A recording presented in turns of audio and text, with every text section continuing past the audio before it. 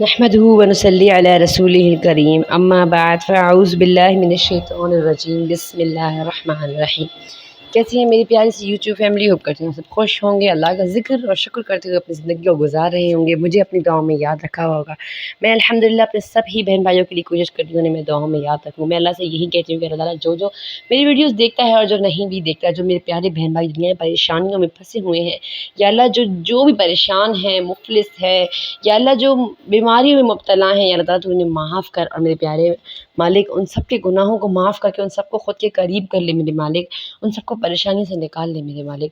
بسم اللہ الرحمن الرحیم۔ السلام علیکم ورحمۃ اللہ۔ تو میرے پیارے بہن بھائیوں، آج پھر سے ایک استغفار کی زبردستی موٹیویشن سٹوری آپ لوگوں کے لیے لے کے آ چکی ہوں، لیکن بات یہ ہے کہ آج آپ کو میں استغفار پر تو موٹیویٹ کروں گی، لیکن ساتھ ساتھ آپ کو میں اپنے اللہ کے جو قریبی ولی ہیں، کوئی اللہ کے جو صحابی ہیں، جو انبیاء کرام ہیں، ان کے قصے بھی آپ لوگ کو بتاؤں گی کہ کس طریقے سے ان کو بھی شیطان ورغلاتا تھا، کس طریقے سے شیطان انہیں روکتا تھا کہ تم استغفار نہ کرو، اللہ کی طرف نہ جاؤ، تم نے تو پھر یہ گناہ پھر کر لینا ہے۔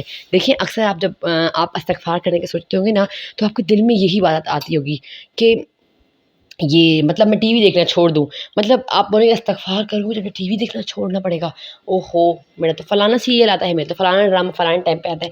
میں آپ کو کہتی ہوں کہ آپ وہ دیکھیں، میں آپ سے یہ نہیں کہہ رہی کہ آپ نہ دیکھیں، لیکن آپ پھر اللہ سے پھر بھی معافی مانگیں، اللہ سے پھر بھی امید رکھیں، اللہ کے پھر بھی قریب جائیں، پھر آپ دیکھیں آہستہ آہستہ سے وہ ڈرامہ، وہ قصے، وہ ٹی وی سب وہ آپ کو خود چھوڑا چلا جائے گا، آپ کے دل سے ان کی محبت ہی نکل جائے گی۔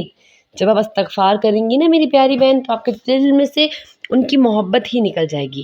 آپ نے کیا کرنا ہے، آپ نے روزانہ بہت نہیں استغفار کو کوشش کریں، ہر نماز کے بعد 100 مرتبہ پڑھیں، یا دن میں خالی 100 مرتبہ پڑھیں۔ میرے نبی صلی اللہ علیہ وسلم ایک محفل میں 100 مرتبہ استغفار پڑھتے تھے، وہ میرے نبی تھے۔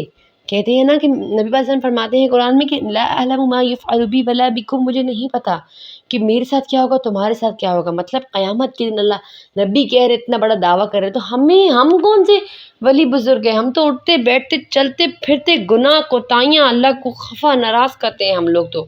میرے پیارے بھائی، ہم نے تو اللہ کو ہم نے تو خود کو اتنا گناہوں میں دھکیل دیا ہے کہ جب ہمیں اب اللہ سے معافی مانگنے میں بھی شرم آ رہی ہوتی ہے کہ اب ہم کیا مانگے اللہ سے، ہم نے تو اللہ کو نہیں، لیکن میری اللہ کی ایسی رحیم کریم ذات ہے جو معاف کر دیتی ہے۔ اور یہ جو خیال ہے نا کہ ہم کیا مانگے کیوں مانگے، ہم نے تو کوئی گناہ کیے ہی نہیں، یا ہم یہ گناہ پھر کر لیں گے، ہم کیوں اللہ سے مانگے؟ تو میرے پیارے بھائی، یہ وہ وسوسے ہے جو شیطان آپ کے دل میں ڈالتا ہے، میرے دل میں ڈالتا ہے، ہمارے دل میں ڈالتا ہے کہ بس چھوڑو آج معافی، کل مانگ لیں گے، آج یہ چیز کر لیتے ہیں پھر۔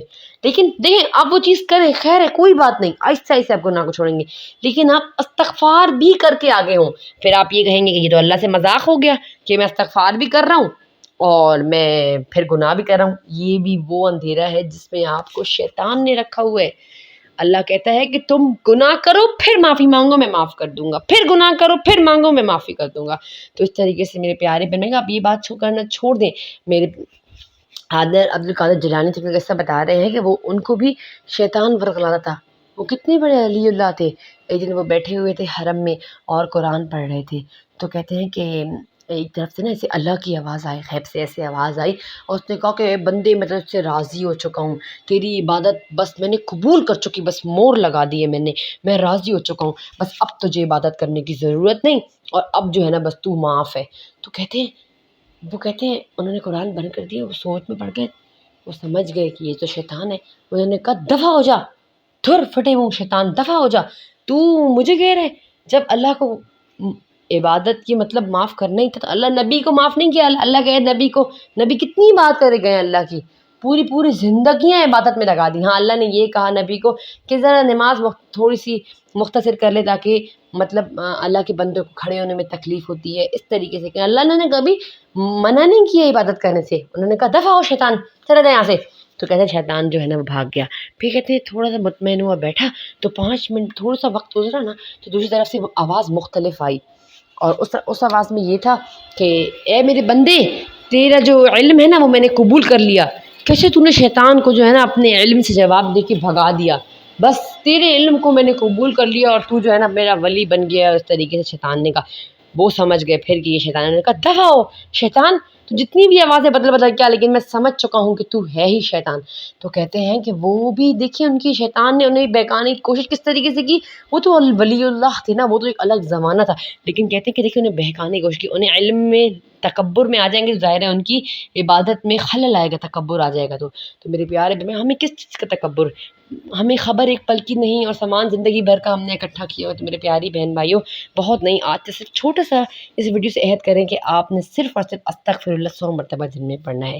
لیتی ہوں آپ سے اجازت اس امید کے ساتھ کہ آپ استغفر اللہ کو خود پر لازم کریں گے، اور میری ویڈیو کو زیادہ سے زیادہ شیئر کر کے اس جزائے خیر میں شامل ہوں گے۔ آپ کے سبسکرائب کرنے سے مجھے بہت زیادہ خوشی ملتی ہے، کیونکہ میں بھی ایک ہاؤس وائف ہوں، لیکن میرا دل کرتا ہے کہ میں سب کو اللہ کی طرف لاؤں، دین کی طرف لاؤں۔ لیتی ہوں آپ سے اجازت، السلام علیکم ورحمۃ اللہ۔